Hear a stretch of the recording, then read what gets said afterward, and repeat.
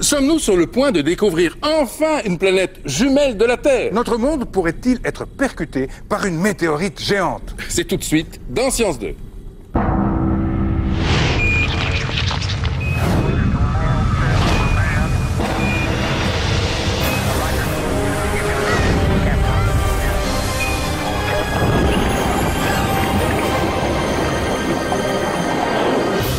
Bienvenue dans Science 2, nous sommes heureux de vous retrouver pour votre nouveau rendez-vous avec l'actualité de la science et avec votre avenir. Alors, notre mission, vous informer. Chaque semaine, la science progresse et change un peu plus le monde. Alors, nous sommes là pour partager avec vous les exploits, les innovations, les découvertes de tous ceux qui nous font entrer dans l'avenir.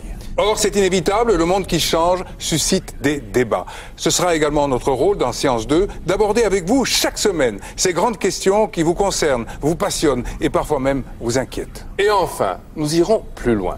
Nous allons explorer ensemble, avec vous, chaque semaine, certains des mystères de cet univers dans lequel nous vivons. C'est tout de suite le sommaire de Science 2.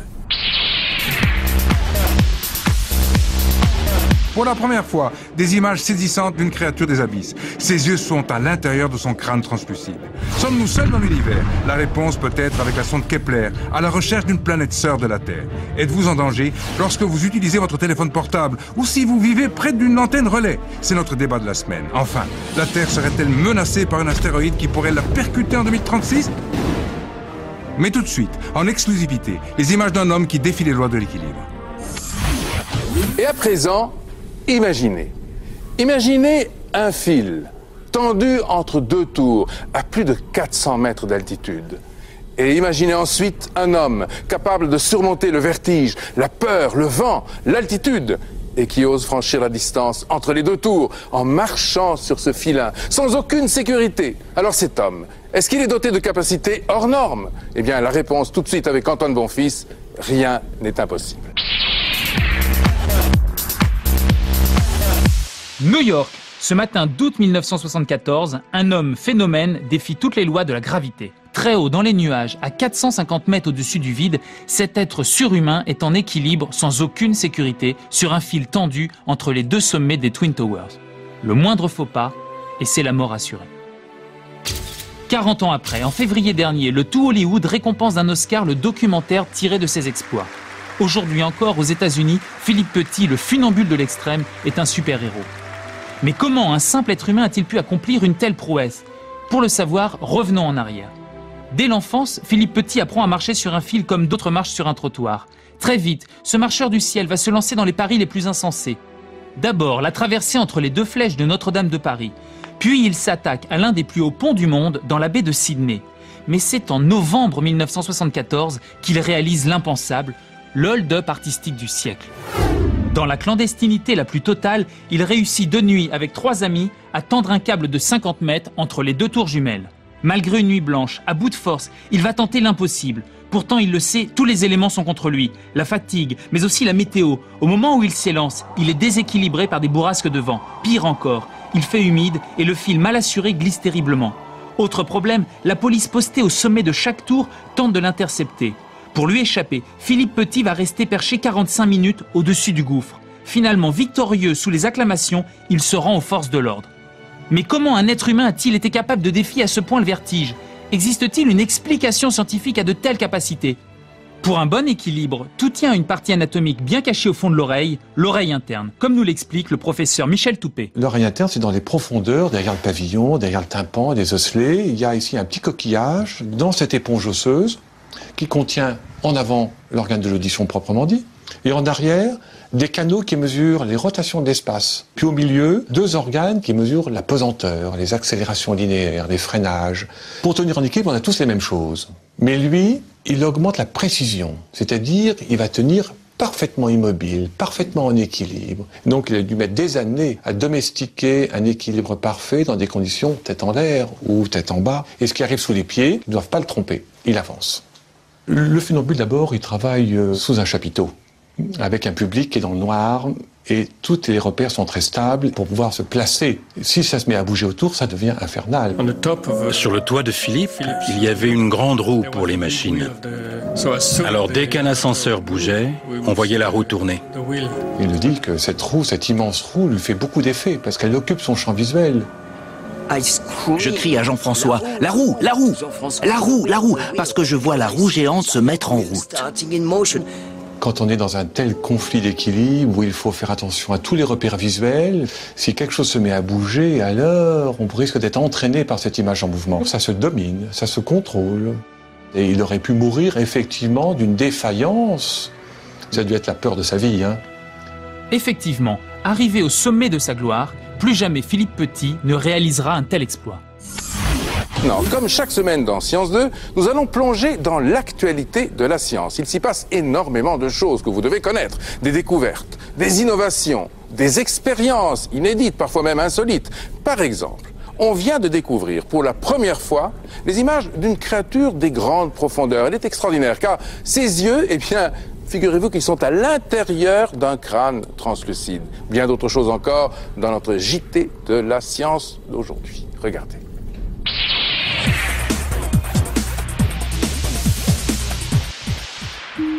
Cet enfant est un petit héros en Espagne. Bébé éprouvette, il a été conçu spécialement par ses parents pour sauver son frère aîné de 7 ans. Andrés est atteint d'une anémie congénitale. Ses parents ont donc pris la décision de lui faire un petit frère plus vite que prévu pour lui extraire du sang du cordon ombilical. Après un peu plus de 9 mois d'attente, Andrés est sauvé par son cadet qui devient le premier bébé médicament espagnol. Une belle prouesse médicale et une belle famille réunie. À présent, une étonnante découverte. Pour la première fois, ce poisson d'apparence normale a été filmé à plus de 800 mètres de profondeur. Son nom, Micropina microstina. Cette créature des abysses, que l'on n'avait jusqu'ici jamais réussi à filmer, est donc une légende qui devient réalité.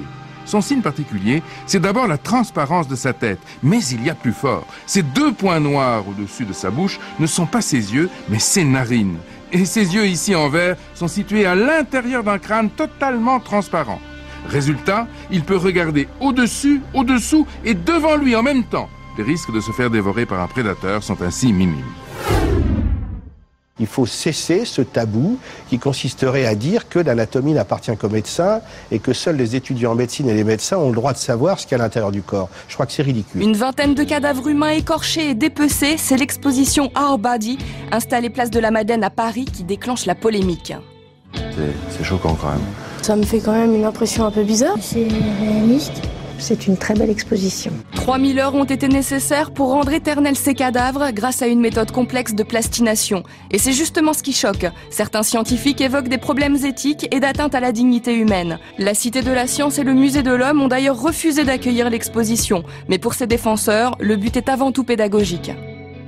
Elle se veut comme un pont entre la médecine et le grand public au niveau de l'anatomie et de la physiologie du corps humain. Une chose est sûre, la polémique profite à l'exposition. Après un passage réussi à Lyon et à Marseille, les cadavres à corps ouvert prolongent leur escale place de la Madeleine à Paris jusqu'à la fin du mois d'août. 2 millions, c'est le chiffre de la semaine. 2 millions de mètres carrés de capteurs solaires tapissent aujourd'hui les toits français, soit une augmentation de 20% en un an du marché thermique national. Et ceci permet à la France de rattraper son retard sur ses voisins européens. À 4 pattes, voici iCube. C'est le nouveau-né des robots mis au point par des chercheurs anglais. iCube se comporte comme un enfant de 3 ans.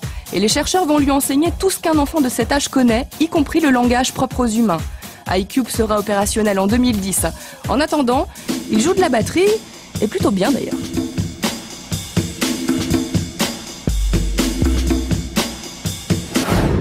Enfin, ce pilote de ligne n'est pas comme les autres. Cyril Fournier est le seul Français à avoir été sélectionné parmi 5600 candidats pour participer à l'opération Mars 500, la première simulation de mission vers Mars. À Moscou, il va rester 105 jours enfermé dans cette reconstitution de vaisseau spatial. Pour en savoir plus, nous avons rencontré le directeur des vols habités à l'ESA.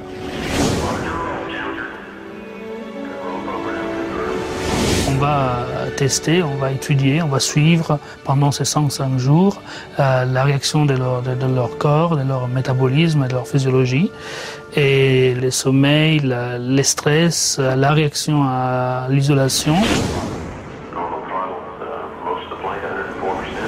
L'isolation est totale et complète, soit par rapport à la lumière du jour, la lumière sera toujours artificielle.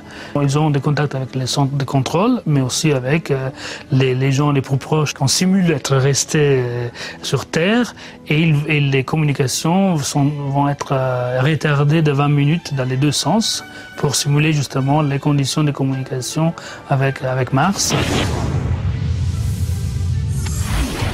Alors vous avez vu qu'il se passe beaucoup de choses dans les laboratoires, dans les centres de recherche, sur le terrain. Mais l'événement que nous avons retenu aujourd'hui dans Science 2, c'est le lancement de la sonde Kepler. De quoi s'agit-il? Eh bien d'un satellite lancé par la NASA le 7 mars dernier. Sa mission, trouver pour la première fois des planètes de la taille de la Terre, avec au bout un formidable espoir, découvrir peut-être un jour de la vie. 6 mars dernier, un satellite révolutionnaire est lancé par la NASA. Il s'agit de Kepler. Sa mission va peut-être changer nos vies, découvrir hors du système solaire des planètes jumelles de la Terre. Première étape, rechercher des exoplanètes, c'est-à-dire des planètes qui tournent autour d'une autre étoile que notre Soleil et qui soient solides et surtout aussi petites que la Terre. En quelque sorte, des mondes semblables aux nôtres. Deuxième étape, localiser ces planètes dans une zone bien précise, ni trop loin, ni trop près de leur astre. Il s'agit de la zone dite habitable, ici en vert. Pourquoi? Eh bien parce que les températures qui y régneraient permettraient la présence d'eau liquide et donc peut-être de la vie. En braquant son télescope sur les constellations du Cygne, Kepler va surveiller la luminosité de 100 000 étoiles. Et pour y localiser d'éventuelles planètes, il va utiliser une méthode particulière, la méthode du transit. Donc le transit d'une planète devant une étoile, c'est un phénomène extérieur à l'étoile, mais qui fait que lorsque la planète passe devant l'étoile, la lumière apparente de l'étoile pour la personne qui l'observe diminue. C'est une ombre qui se déplace et qui diminue la luminosité de l'objet. C'est un phénomène qui est bien caractéristique et qui dure quelques heures, et c'est ça qu'on cherche. C'est donc cette ombre qui va permettre de déterminer la présence d'une planète. Mais Kepler va-t-il voir plus loin que son prédécesseur Corot, qui a déjà découvert 7 exoplanètes? D'abord, il ne tourne pas autour de notre Terre, mais de notre Soleil, ce qui lui laisse plus de champ de vision pour observer les étoiles. Enfin, il est doté d'un télescope hyper puissant, un engin d'1 tonne avec un miroir de plus d'1 mètre.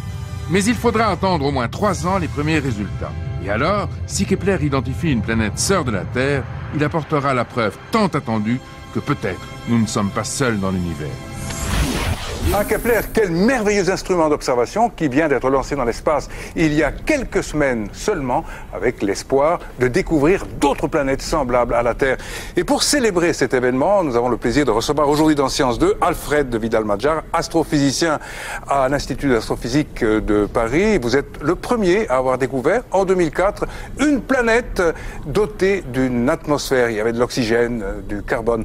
Alors, pour parler de Kepler, quel est, en quelques mots, l'objectif de cette merveilleuse mission? Donc Kepler est parti pour vraiment chercher des terres, c'est ça l'enjeu, et statistiquement, il a une probabilité sérieuse de détecter des terres qui passent vraiment à une distance équivalente de la Terre au Soleil, c'est-à-dire qu'ils font une orbite d'1 an. Et pour bien le comprendre, le seul moyen, c'est de faire en réel, si cette orange est une étoile, une planète comme la Terre que Kepler voudrait détecter, est aussi petite que cette tête d'épingle.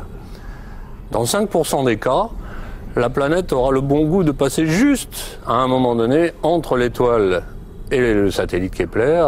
Kepler va le voir, mais avec des planètes extrêmement petites. Regardez une Terre, combien c'est petit devant son étoile. Et quand elle passe devant, ça fait une toute petite baisse de luminosité inférieure à un 10 millième. Mais Kepler sera capable de le détecter. Et sur 100 000 étoiles, on sait que 5% des planètes à une distance de l'orbite terrestre passeront devant. Ça fera 500 terres si toutes les étoiles ont des planètes. Est-ce que vous pensez qu'on va découvrir de la vie ou pas? À mon avis, oui. Parce que la seule expérience que l'on ait, qui est la Terre, a montré que la vie sur la Terre est apparue extrêmement rapidement après la formation de la Terre. C'est-à-dire que la Terre avait des océans, de l'eau liquide. Au bout d'un certain temps, dans ces océans, il y a eu des traces de vie à peine 200 millions d'années, je dirais, après la formation de la Terre, ce qui est extrêmement rapide. Oui. Donc, dès qu'on a un milieu avec de l'eau liquide dans des conditions relativement stables pendant, disons, quelques centaines de millions d'années, mais encore une fois, c'est peu de temps à l'échelle astronomique, à ce moment-là, oui, la vie probablement doit apparaître. Est-ce que vous pensez tout de même, et ce sera ma dernière question, que dans les 10 années qui viennent, on aura la preuve que nous ne sommes pas seuls dans l'univers? Moi, je crois que ce sera avant les 10 années qui viennent. Absolument. Merci beaucoup Alfred Vidal-Madjar. Nous allons suivre très attentivement dans Science 2 les résultats de cette mission Kepler et une merveille de la technologie très loin dans l'espace. Et nous allons maintenant revenir sur Terre pour y trouver d'autres merveilles et en particulier celle que nous présente maintenant Peggy.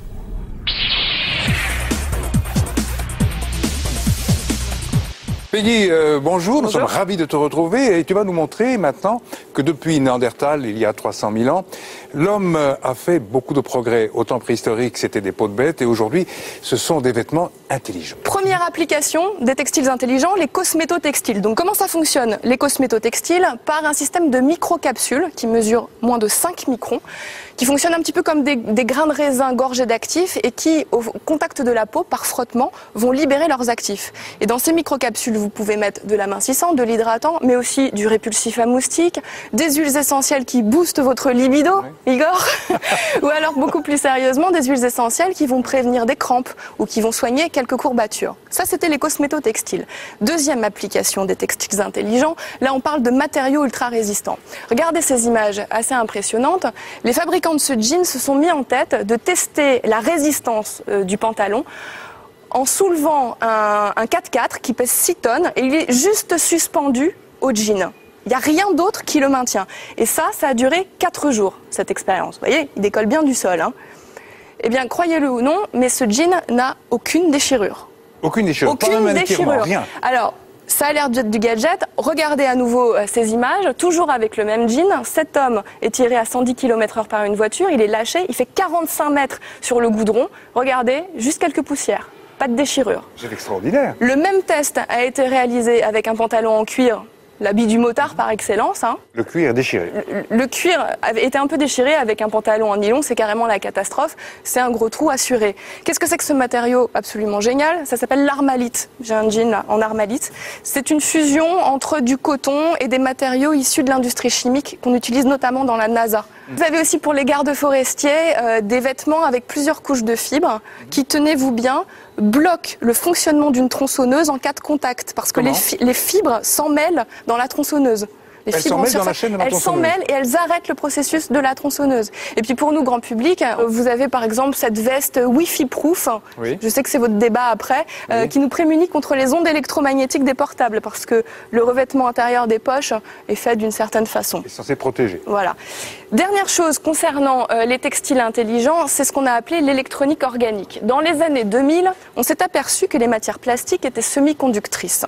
Voilà donc un circuit électronique totalement souple qu'on peut facilement intégrer dans les vêtements. Vous me voyez venir. C'est ainsi que vous avez par exemple aujourd'hui des vestes. Je vous montre juste la manche.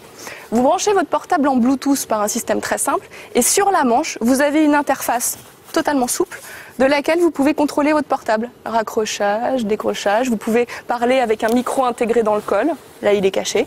Et puis très très prochainement, vous aurez du monitoring intégré dans les vêtements, c'est-à-dire des vêtements qui pourront contrôler votre pouls ou votre taux d'hydratation ou je ne sais quoi encore, toutes sortes de données médicales.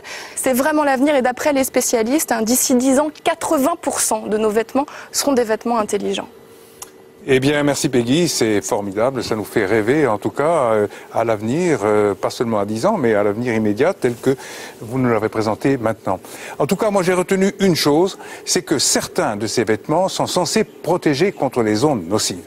Et c'est tout à fait au cœur de notre débat, car tous les jours, on parle dans la presse des dangers du téléphone portable. De plus en plus, les antennes relais, comme à Tassin la demi-lune, vous en avez entendu parler, sont démantelées. Alors pourquoi une telle inquiétude ?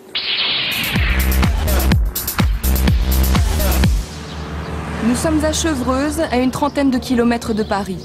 Une petite ville paisible située dans les Yvelines, dans laquelle il faisait bon vivre pour les riverains. Tout au moins jusqu'en 2001, date de l'installation de l'antenne relais. Une antenne parmi les 40 000 réparties sur le territoire français. Très vite, les habitants sont inquiets et la mobilisation s'organise dans le quartier. La maison de Roselyne est située à une centaine de mètres de l'antenne.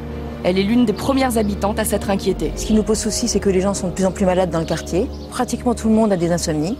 Les problèmes évidemment de maux de tête, de nausées, des problèmes de thyroïde. Alors, ce qui est intéressant aussi, c'est même les chiens du quartier. Parce qu'on nous dit souvent, mais c'est psychosomatique. Enfin, les détracteurs, on va dire. Hein. Ceux qui ont intérêt à faire croire que tout va bien disent c'est psychosomatique. Or, les chiens du quartier ont énormément de problèmes de thyroïde, de cancer, d'eczéma. Donc tout le monde s'est mobilisé pour dire maintenant ça suffit. Caroline et Juliette sont les filles de Roselyne. Elles ont 17 ans. C'est à l'âge de 13 ans que les jumelles ont ressenti les premiers symptômes liés à l'émission des ondes électromagnétiques. Maux de tête, insomnie, eczéma, les troubles se multiplient et depuis peu, leur santé se détériore. Donc j'ai été moins en fil de tachycardie, donc je suis à 120 battements en repos et j'étais à 130. Quand je suis allée voir un cardiologue, il m'a dit qu'effectivement, ça pouvait être peut-être pas provoqué, mais en tout cas accentué par les antennes de mon environnement. Or, leurs chambres sont les pièces les plus exposées aux ondes électromagnétiques émises par l'antenne. Alors c'est le système B. Le grenier n'est pas vraiment aménagé, mais c'est ici que les deux sœurs se sont installées pour dormir. Et ça fait plus de 2 ans que ça dure. Il y a des gens qui sont venus faire des mesures donc des champs électromagnétiques et qui ont constaté que les chambres étaient beaucoup plus exposées que les autres pièces de la maison et que le grenier était la pièce la moins exposée. Depuis plus de 6 ans, toute la famille souffre. Roselyne a informé les autorités locales et les responsables politiques, mais en vain. Elle a donc décidé de porter plainte au civil pour obtenir le démantèlement de l'antenne relais, mais aussi au pénal pour administration de substances nuisibles. L'huile qui est dans le frigo parce que... C'est Maître Forget qui se charge du dossier. Je me suis aperçu que le cardiologue qui suivait les deux jumelles Ruelland avait établi un certificat médical en faisant un lien entre la présence d'antennes relais et les problèmes cardiaques qu'elles présentaient. Ce que la famille Ruelland demande à la justice, c'est simplement qu'un juge d'instruction soit nommé, que dans le cadre de cette instruction, une enquête scientifique, un rapport et un examen soient faits des jumelles, et qu'au terme de ce rapport, on nous dise oui ou non, il y a un lien entre cette exposition aux ondes et les maladies développées par les jumelles Ruelland. Et c'est ce lien entre les antennes relais et la santé qui inquiète. Ces antennes relais sont-elles dangereuses pour la santé ? Magazines féminins, journaux quotidiens, le sujet fait la une.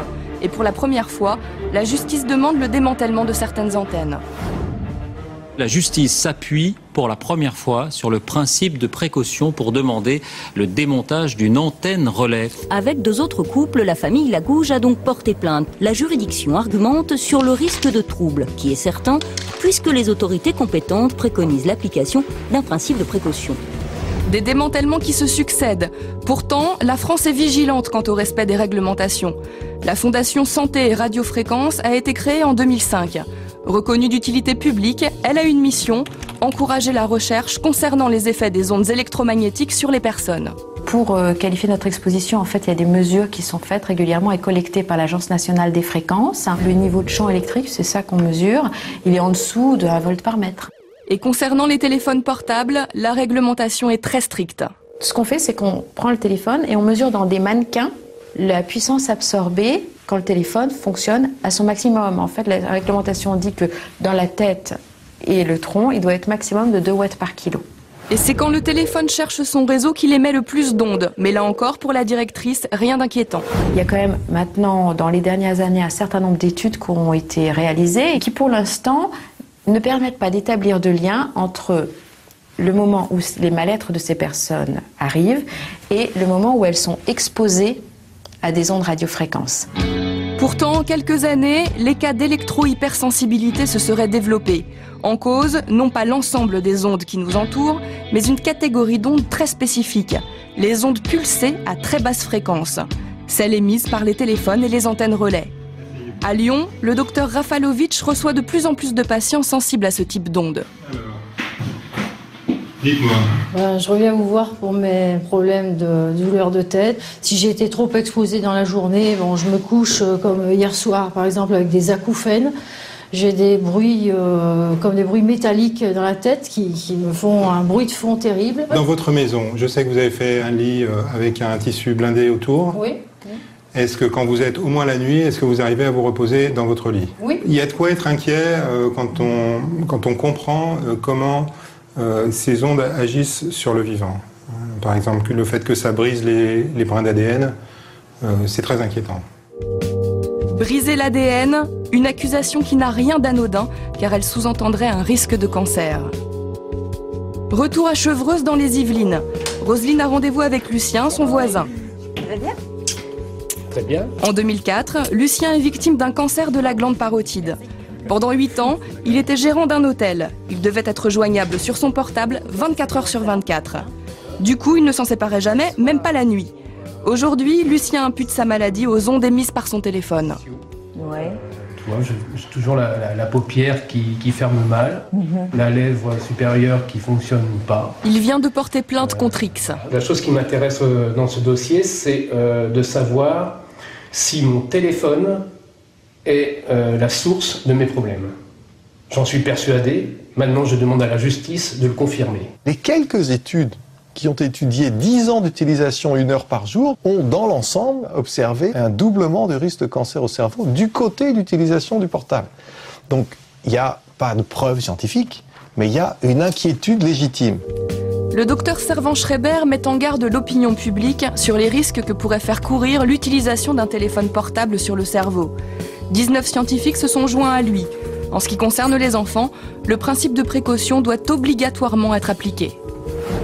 Là, ce qu'on voit très clairement, c'est la pénétration du champ électromagnétique d'un téléphone portable dans le cerveau adulte. Et on voit ici que la pénétration est maximale juste à la région de l'oreille, mais qu'elle rentre dans le cerveau jusqu'à une certaine profondeur.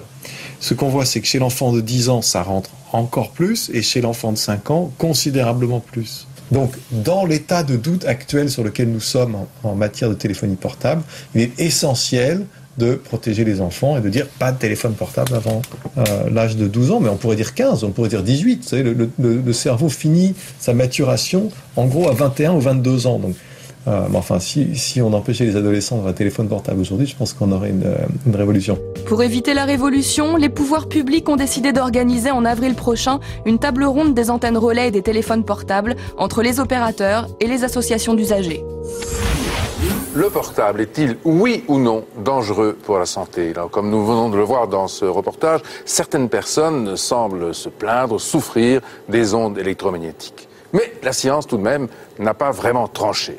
Alors avec nous, pour aller un petit peu plus loin, et pour parler de ce débat formidable du portable, est-ce que vous pouvez l'utiliser avec ou sans danger ? Eh bien, nous avons aujourd'hui le plaisir de recevoir, pour cette première de Science 2, donc Nathalie Kosciusko-Morizet, vous êtes secrétaire d'État donc à la prospective. Tout de suite, une première question. Quel est votre sentiment sur ceux qui souffrent donc d'électrosensibilité, qui se plaignent du portable ? Et c'est un des sujets sur lequel j'aimerais qu'on puisse avancer dans la table ronde sur les antennes. Qu'on puisse parler aussi de cette maladie émergente qui a été reconnue comme un handicap en Suède. Non pas comme une maladie, mais comme un handicap qui n'est pas très facile à caractériser. Il y a eu des tentatives de la caractériser et on le voit assez clairement dans votre reportage et qui en même temps semble concerner un certain nombre de personnes de façon réelle. Alors, pour en débattre, bien, nous recevons également dans Science 2 André Oringo, vous êtes membre de l'Académie de médecine, et puis Pierre Souvet, vous êtes cardiologue. Alors Pierre, est-ce que vous recevez beaucoup de témoignages d'électrosensibles ? Écoutez, nous, dans mon cabinet de cardiologie, où nous soignons les patients tous les jours, il y a peu d'électrosensibles. Par contre, dans notre association, on reçoit beaucoup de mails et de messages de patients qui sont un petit peu déroutés parce qu'ils sont malades, ils ne savent pas à quel médecin s'adresser parce que les médecins n'ont pas appris ce que c'était. Dans les études, il n'y a pas de formation sur ces maladies émergentes et ces syndromes émergents, l'hypersensibilité. Donc on voit des gens souvent désespérés, des gens qui vous demandent aussi, ben là par exemple hier, on vient de construire une antenne relais à 20 mètres de la chambre de ma fille. Qu'est-ce que je dois faire ? Est-ce que je dois faire des prélèvements ? Est-ce que je dois m'inquiéter ? Alors commençons pour y voir clair par définir ce que c'est que cette électrosensibilité. Ce que l'on vient de voir, c'est deux choses. C'est premièrement une grande souffrance. Et il y a des gens chez lesquels ça provoque un handicap indiscutable, un handicap social indiscutable. Alors cela dit, quel est le rôle réel dans cette affaire des champs électromagnétiques eux-mêmes ? On n'est pas devant quelque chose qui est totalement inconnu. Il y a d'autres maladies du même genre dans lesquelles les personnes, par exemple, ne peuvent pas aller dans les grands magasins, prendre le train. Ça s'appelle l'agoraphobie, ça touche à peu près 2% des personnes. L'électro-hypersensibilité, c'est à peu près de la même fréquence. C'est des personnes qui disent ressentir devant des instruments électromagnétiques qui peuvent être très variables, des troubles qui vont depuis des céphalées, des fourmillements, et c'est des troubles qui sont assez variables d'une personne à l'autre. Est-ce que ces troubles sont véritablement constatés, observés expérimentalement, vérifiés ?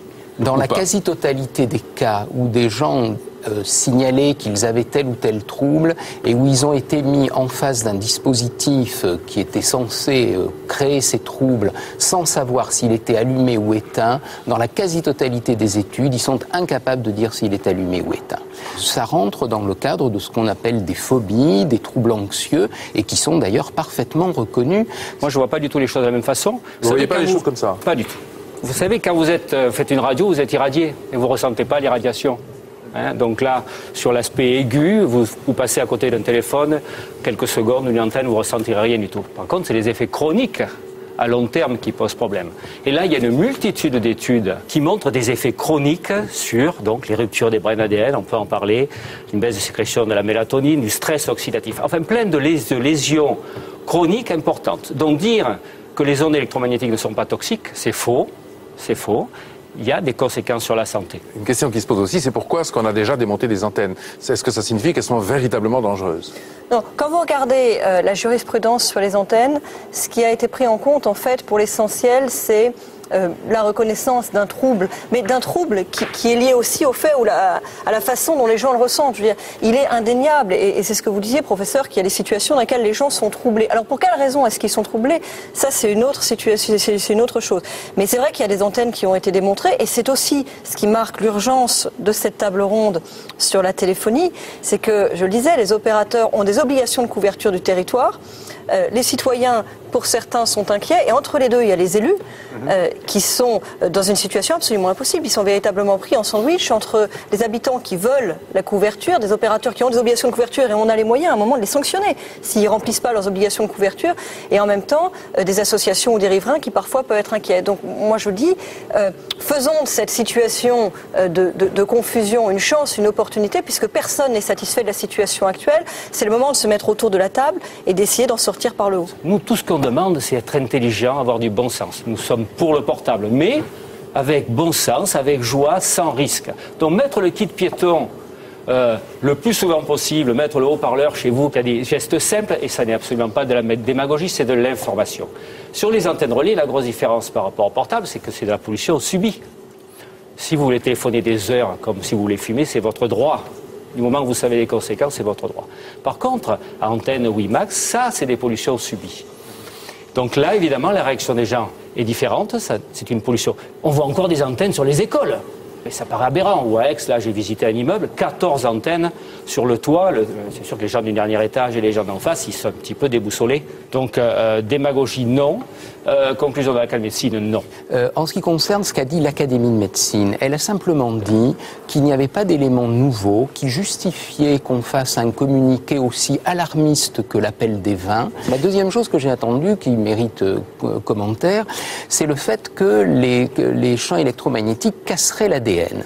Ça, c'est une accusation extrêmement grave parce que c'est un des éléments qui serait la première étape d'un possible processus de cancer.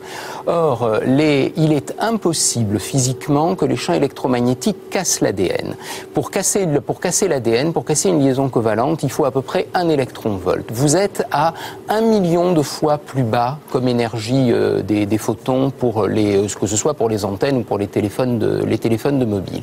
Il y a eu simplement 2 publications qui ont fait état de cassure de l'ADN, et c'est à cela qu'on se réfère toujours. C'est des publications qui ont été faites à l'université de Vienne, et on a montré l'année dernière que ces publications étaient des faux, c'est-à-dire c'était des faux. Il y a eu une enquête. Des faux faits par qui? Oui, c'était une fraude scientifique, faite par les auteurs. L'étude a été répliquée par une autre équipe qui n'a rien trouvé du tout, et ça a conduit à diligenter une enquête du comité d'éthique de l'université de Vienne, qui a conclu que les données présentées n'étaient pas des données recueillies, mais étaient des données fabriquées. Voilà. Alors, quand on entend dire qu'effectivement il y a cassure des brins d'ADN, c'est totalement faux. C'est fondé sur ces publications. Moi, je me réfère à l'étude de Marinelli de Bologne, à l'étude de réflexe du professeur Adel Koffer, qui est d'ailleurs invité au Sénat très bientôt pour en parler, et au Sénat américain, puisque le Sénat américain va faire 2 jours de débat en septembre. Sur cette question? Sur cette question. Oui. Donc, écoutez, je laisse la responsabilité de ces propos à M. Ringo. Donc, comment les pouvoirs publics tranchent-ils? Ce qui est certain, c'est qu'au jour d'aujourd'hui, on tend véritablement à faire la différence entre antenne et téléphonie. En matière de téléphonie, est-ce que ce sont des effets thermiques? Est-ce que ce sont des effets non thermiques? J'en sais rien, mais il y a véritablement un doute qui ressort de l'étude Interphone. Ce que vous dites s'entend pour les antennes. Sur les téléphones portables, l'étude Interphone, qui est cette espèce de série d'études européennes, pour le moment, il n'y a pas eu de synthèse parce qu'ils n'ont pas réussi à se mettre d'accord sur la façon de l'écrire. Mais les études qui ont été publiées montrent pour certaines qu'il y a un doute sur le téléphone lui-même. Oui. Donc c'est pour ça que dans le discours, par exemple, des pouvoirs publics en ce moment, on fait assez nettement la différence entre les antennes et les téléphones. Et on l'a vu très bien dans votre reportage vis-à-vis des enfants. Les enfants sont plus exposés. Et là, il y a un appel à la précaution sur les téléphones, notamment pour l'usage des enfants. Et dans le projet de loi Grenelle 2, j'ai beaucoup insisté pour qu'on trouve des dispositifs sur la protection des enfants. Par exemple, quelles seraient les mesures Dans le projet de loi Grenelle 2, il est prévu de pouvoir interdire les téléphones portables qui sont ciblés sur les enfants de moins de 6 ans. Ça a l'air aberrant, mais ça existe. Il y a des téléphones portables qui sont ciblés sur les presque bébés, avec des habillages doudou et 3 touches, papa, maman, nounou. Franchement, si vous voulez, c'est pas utile. En plus, un habillage doudou, ça veut dire qu'on envisage en fait qu'il puisse véritablement le porter, quasiment l'avoir dans son lit comme un objet intime. Vous pensez donc, Madame la Ministre, que le portable peut être dangereux donc, pour les enfants? Et par ailleurs, ce qui est prévu aussi dans le projet de loi Grenelle 2, c'est la possibilité d'interdire les publicités mettant en scène des enfants de moins de 12 ans avec un téléphone portable. Alors, quelles sont les solutions, justement, dans l'avenir que l'on peut espérer pour faire en sorte que le débat que nous exposons aujourd'hui prenne effectivement un tour favorable vis-à-vis du consommateur? De bonnes propositions de loi que nous soutenons, qui réclament donc une diminution de puissance des antennes avec surtout une distance minimum. Là, on rejoint le problème des zones urbaines. En zone rurale, ce sera plus difficile. Distance minimum, 100 mètres ou 300 mètres si l'on peut. Et surtout le droit des locataires, parce qu'il y a quand même un aspect social. Les gens qui ont 14 antennes au-dessus de la tête, il n'a aucun droit. Donc, nous, médecins, nous ne sommes pas d'accord sur ce point. Madame la Ministre, peut-être à l'horizon une loi? Oh bon, on peut très bien envisager, je veux dire, si c'est la conclusion qui en est trouvée. Moi, j'aborde cette table ronde véritablement dans l'esprit du Grenelle de l'environnement. On constate que la situation actuelle ne satisfait personne. Il y a un enjeu et en même temps, chacun se déclare insatisfait de l'état des choses. On réunit tout le monde pour pouvoir en parler. J'ajoute que c'est la première fois que c'est fait parce qu'en fait, en matière de téléphonie, il n'y a jamais eu de discussion collective. Vous avez des polémiques entre les élus et les associations, des polémiques entre les opérateurs et les associations, vous avez des citoyens insatisfaits qui se retrouvent au tribunal, mais il n'y a jamais eu véritablement de discussion collective.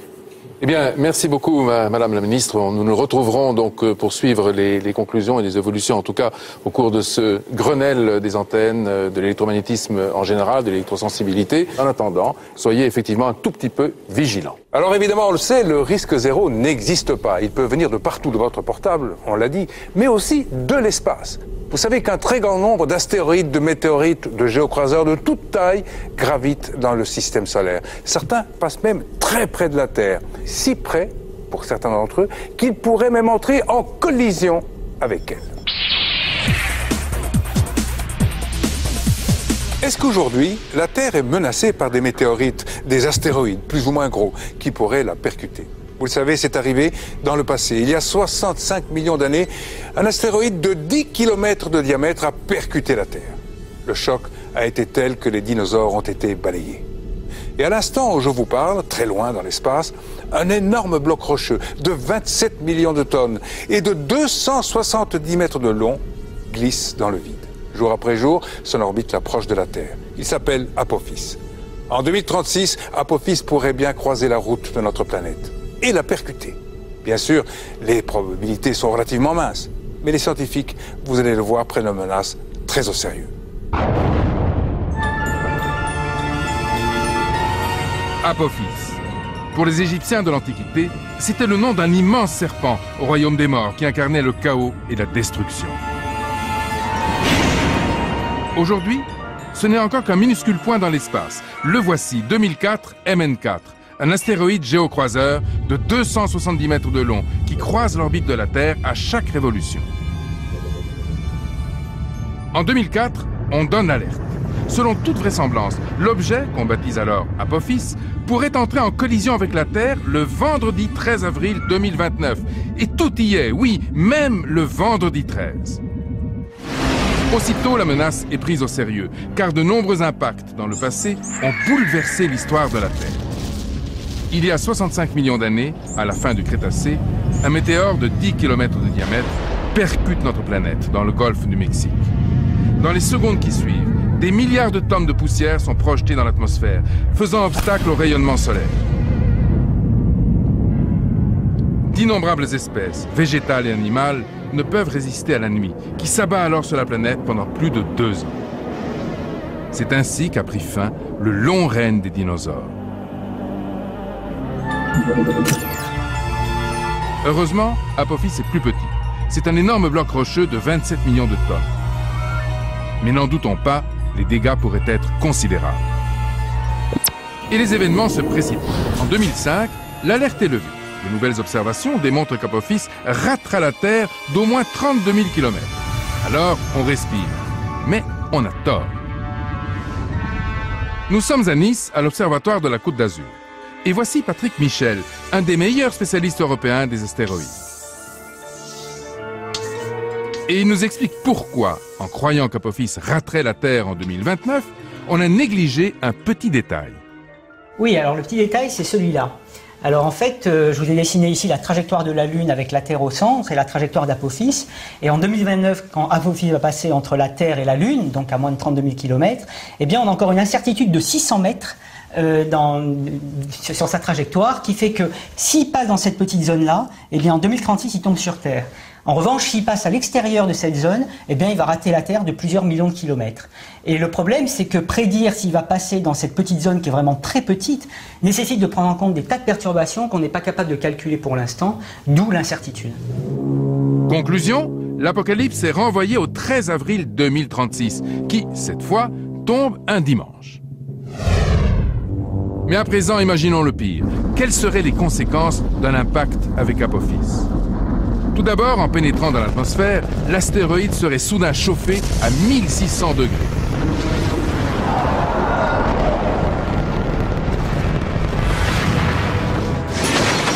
Si l'impact avait lieu sur la Terre, il dégagerait une énergie équivalente à 34 000 fois la puissance de la bombe atomique d'Hiroshima.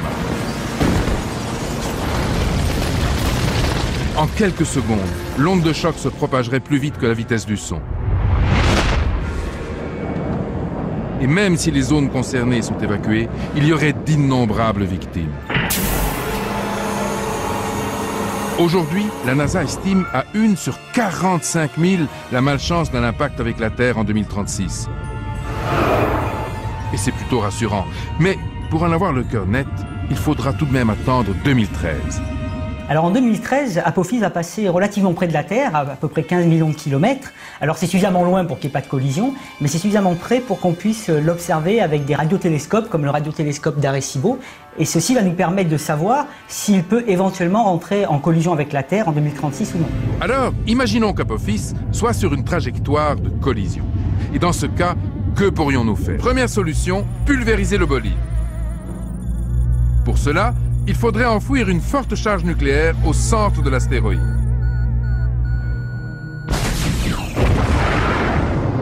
Bien sûr, la méthode semble efficace, mais elle est risquée. Alors effectivement, c'est risqué. C'est d'ailleurs pas du tout la solution à envisager, parce que quand on fait exploser un objet, on ne sait pas exactement en combien de fragments on va l'exploser. On peut faire des très très gros fragments qui vont tomber de toute façon sur Terre, donc c'est pas une solution. Ou alors peut-être quelques milliers de tout petits fragments, mais qui vont aussi atteindre la Terre et s'éparpiller, donc c'est pas la solution. Dévier le bolide semble plus raisonnable. En 2005, la NASA a testé la possibilité de tirer un projectile sur une petite comète baptisée Temple 1. Cette technique pourrait donc dévier un astéroïde de la taille d'Apophis, et l'Agence spatiale européenne y réfléchit sérieusement dans le cadre de son programme Don Quichotte. Mais il y a encore une autre méthode. Alors l'autre solution, c'est ce qu'on appelle le tracteur gravitationnel. En fait, l'idée, c'est d'utiliser un satellite qu'on met à proximité de l'astéroïde, et la masse du satellite va attirer l'astéroïde, et on peut ainsi le dévier de sa trajectoire, et donc éviter la collision. En conclusion, nous avons les moyens de nous protéger.